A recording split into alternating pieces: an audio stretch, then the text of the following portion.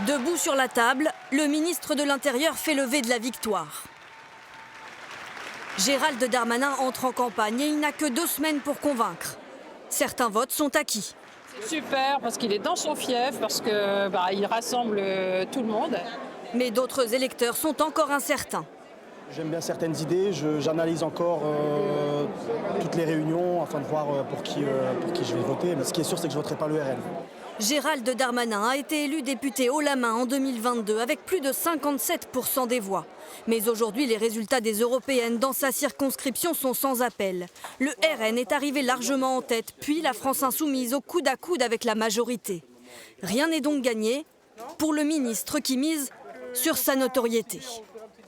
Moi j'ai confiance en eux, puisqu'on a un lien de confiance entre les habitants de Tourcoing, de Bousbecq, de Neuville, d'Halluin, de Ronques et de Lincel. Et malgré le vote qu'ils aient pu faire dimanche dernier, j'ai besoin qu'ils me soutiennent. Sur le marché de Tourcoing ce matin, même si la gauche n'a pas encore investi son candidat, ces élus écologistes tractent déjà contre le ministre. La présence aujourd'hui de Gérald Darmanin est un danger, est un risque de faire élire l'extrême droite. Et donc vraiment, j'incite les gens à ne pas céder à nouveau à son charme. Il ne finit jamais ses mandats. Même sentiment pour cet électeur, socialiste depuis toujours.